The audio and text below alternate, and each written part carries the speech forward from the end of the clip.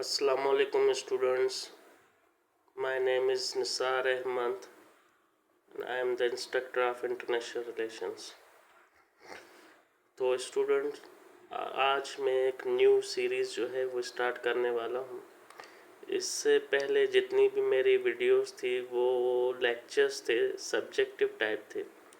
अभी जो सीरीज़ हम स्टार्ट करने वाले हैं वो मल्टीपल चॉइस क्वेश्चंस हैं, MCQs फ्रॉम इंटरनेशनल रिलेशंस। तो आज हम जो पहले एपिसोड में जो है वो हम 1 से लेके 25 MCQs को जो है वो डिस्कस करेंगे। तो पहला MCQs हमारा है कि Geneva accords were signed on. ये जो जेनीवा अकॉर्ड्स हुए थे वो 14 अप्रैल 1988 को हुए थे। तो राइट आंसर जो है वो बी है। Strategic arms limitation treaty 1। तो ये जो सॉल्ट 1 और इसके बाद जो है वो सॉल्ट 2 हुई थी अमेरिका और सोवियत यूनियन के दरमियान। तो सॉल्ट 1 जो है वो 1972 को हुई थी। तो option C is the correct one.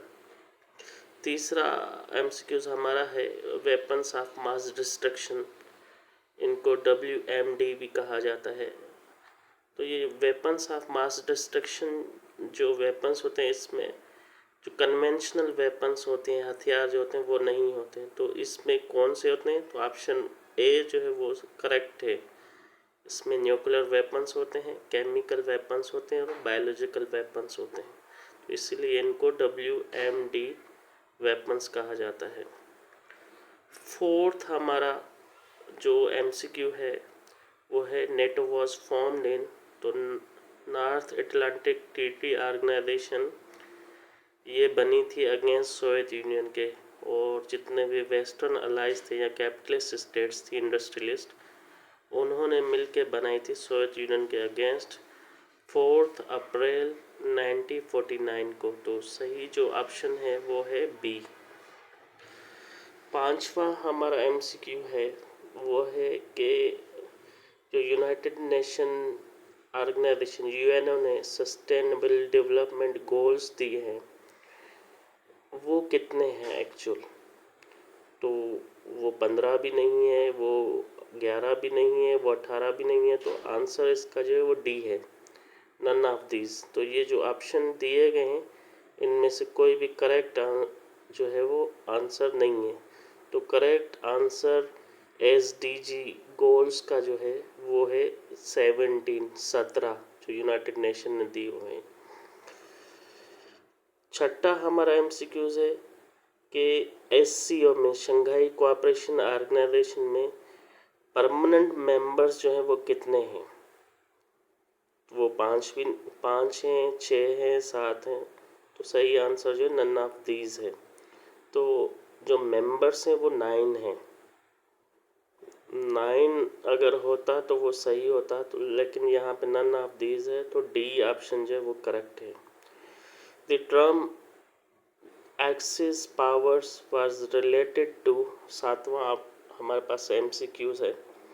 तो एक्सिस पावर्स बेसिकली ये टर्म यूज हुआ था वर्ल्ड वार 2 में। जो अपना एक अलाइड पावर्स थे और दूसरा एक्सिस पावर थे। तो ये 2 ब्लॉक थे वर्ल्ड वार 2 में। आठवां है Chinese belt and road initiative offers. तो जो चाइना का पाकिस्तान के अंदर CPEC के साथ 1 बेल्ट एंड 1 रोड इनिशिएटिव है, उसमें 6 इकोनॉमिक कॉरिडोर्स हैं, 6। 9th है Cuban missile crisis between USA and Soviet union occurred. ये सबको पता है कि ये 1962 में हुआ था, क्यूबन मिसाइल क्राइसिस। तो इसका सही ऑप्शन जो है वो बी है, 1962 में। 10वां MCQs है the theory of rimland was presented by. तो इसका सही आंसर जो है वो निकोलस स्पाइक्स मैन है, बी। 11th एमसीक्यू है वो democratic peace theory is based upon the perpetual peace theory presented by. तो यहाँ पे इस एमसीक्यू को समझना है कि जो डेमोक्रेटिक पीस थियोरी के अंदर जो दूसरा कॉन्सेप्ट दिया गया है परपेचुअल पीस थियोरी, तो वो किसने प्रेजेंट किया है, किसने दिया है? तो इसका सही आंसर जो है वो इमैनुअल कांत है, जिसको हम सिंपली कांत भी कहते हैं। तो परपेचुअल पीस थियोरी जो है वो इमैनुअल कांत ने दी है। 12वां एमसीक्यू है Soviet union disintegrated into 15 separate state और कंट्रीज इन। कि सोवियत यूनियन जो 1991 में दिसंबर 1991 में जो 15 जो है उससे सेपरेट रियासतें हुई थी, वो उसका ऑप्शन जो है वो सी है, दिसंबर 1991। 13 हमारे पास जो एमसीक्यू है वो है which theoretical perspective views globalization as a new form of imperialism. तो ये नीचे जितनी भी थियोरीज दी हैं, चाहे वो आइडियलिज्म है, लिबरलिज्म है, न्यू लिबरलिज्म है, न्यू आइडियलिज्म है, तो रियलिज्म है, न्यू रियलिज्म है, इनमें से कौन सी थियोरी जो है ये समझती है कि जो ग्लोबलाइजेशन जो है एक नया टाइप है इम्पीरियलिज्म का, तो वो थियोरी है रियलिज्म। तो रियलिस्ट बोलते हैं कि ये जो ग्लोबलाइजेशन है, जिसको आप वर्ल्ड विदाउट बॉर्डर्स कहते हैं, ये बेसिकली इम्पीरियलिज्म का न्यू फॉर्म है। 14 एमसीक्यू है हमारे पास glasnost and perestroika policies were associated with. तो ज़ाहिर बात है जो लास्ट सोवियत यूनियन का प्रेसिडेंट था मिखाइल गोर्बाचोव, उसने जो है ये दो पॉलिसीज़ दी थी अपनी, ग्लासनोस्ट एंड पेरेस्ट्रोइका। उसके बाद जो है सोवियत यूनियन डिसइंटीग्रेट हो गया था। 15 एमसीक्यू है हमारे पास the USA policy of containment of Soviet expansion was advocate by. तो इसका सही आंसर जो है वो जॉर्ज एफ कैनन। तो इसको जॉर्ज फ्रॉस्ट कैनन भी कहा जाता है। ये बेसिकली अमेरिकन डिप्लोमेट और हिस्टोरियन था।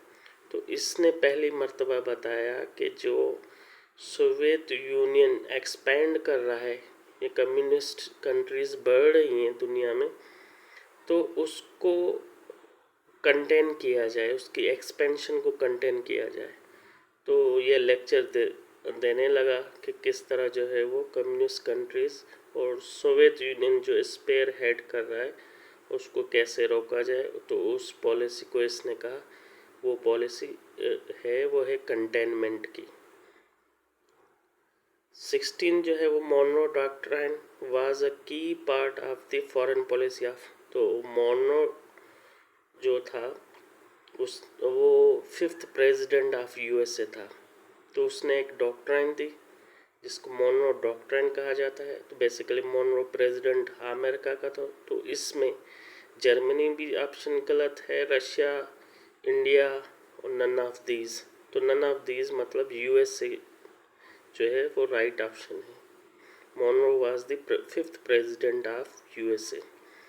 17th जो एमसीक्यू है वो है the second world war began with Germany's attack on. तो ये सिंपल है कि जैसे ही जर्मनी ने पोलैंड पे अटैक किया था तो सेकेंड वर्ल्ड वॉर स्टार्ट हो गई। कब स्टार्ट हुई थी? 11 सितंबर 1939 को जब जर्मनी ने अटैक किया पोलैंड पे, तो सेकेंड वर्ल्ड वॉर जो है वो स्टार्ट हो गई। इसके बाद हमारे पास 18वां एमसीक्यू है, 18वां। तो ये है the league of nation was established bye. तो लीग ऑफ नेशन जो 1919 को बनी थी वो 10 जनवरी 1920 को ये इस्टेब्लिश हुई थी। तो ये किसका कॉन्सेप्ट था? वो भी अमेरिकन जो है वो प्रेसिडेंट था, वो Truman, Henry Kissinger, Ronald Reagan, none of these. तो इसका सही ऑप्शन जो है वो नन ऑफ दीज है। तो ये बेसिकली जो कॉन्सेप्ट है लीग ऑफ नेशन का, वो वुड्रो विल्सन ने अपने 14th पॉइंट दिए थे, और 14th पॉइंट में से जो लास्ट वाला पॉइंट था उसने कहा था कि हम एक ऐसा फोरम बनाएंगे जहाँ पे रियासतें जो है अपने इश्यूज जो है वो पीसफुली जो है वो डिस्कस करेंगी। तो हम इस जो लीग ऑफ नेशन बनाना चाहिए। तो लीग ऑफ नेशन 10 जनवरी 1920 को जो है वो इस्टेब्लिश हुई थी, और वुड्रो विल्सन ने ये कॉन्सेप्ट दिया था। 19th MCQ है, which country issued the Balfour Declaration in 1917। तो ये भी सिंपल है, बरतानिया ने जो है, जो बाल्फर था, मिस्टर बाल्फर, उसने जो है ये डिक्लेरेशन दिया था। 20वां MCQ है, वो है modern state system is believed to have started. तो ये जो अभी मॉडर्न स्टेट सिस्टम का कॉन्सेप्ट चल रहा है, जो रियासती निज़ाम है, वो ट्रीटी ऑफ वेस्टफेलिया में 1648 में दिया गया, जिसको आप पीस ऑफ वेस्टफेलिया भी कहते हैं। Immanuel Kant and John Locke provided the philosophical basis. तो जिस तरह पहले हमने बताया, इमैनुअल कांत ने परपेचुअल पीस थियोरी दी थी, तो जॉन लॉक और इमैनुअल कांत मिल के जो है वो थियोरी लिबरलिज्म के कॉन्सेप्ट दिया था। 22 the Mao Mao rebellion occurred in which country. तो ये रेबेलियन बागी जो है वो मूवमेंट थी, तो ये कीनिया में जो है, इसका सही ऑप्शन है, स्टार्ट हुई थी। 23 है, the covid was officially declared global pandemic by the WHO in. WHO ने कोविड को पैंडेमिक की लिस्ट में कब जो है वो डिक्लेयर किया था, वो मार्च 2022 को। 24वां 24th जो हमारा MCQ है, यहाँ पे नंबर्स का सीक्वेंस ऊपर नीचे है, लेकिन 24th जो हमारा MCQ होगा, the African national Congress ANC was active in its fight against. तो ANC का मेन जो गोल था वो था अपार्थाइड इन साउथ अफ्रीका, कि साउथ अफ्रीका में जो रेशल डिस्क्रिमिनेशन हो रही है ब्लैक एंड वाइट्स के दरमियान, उसको जो है वो ख़त्म किया जाए। तो A is the right answer.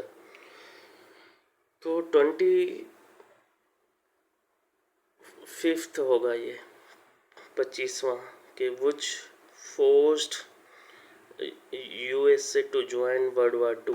तो वर्ल्ड वार 2 में अमेरिका कैसे जो है वो ज्वाइन किया, कैसे आया, कि जापान ने जब अटैक किया पर्ल हार्बर के ऊपर, तो अमेरिका जो है वर्ल्ड वार 2 में जो है वो ज्वाइन किया उसको। तो आज की ये सीरीज़ थी 1 MCQ से लेके 25 तक। तो आज का लेक्चर यहाँ पे ख़त्म होता है। नेक्स्ट लेक्चर में हम 26 से 50 तक MCQs डिस्कस करेंगे। अल्लाह हाफिज़।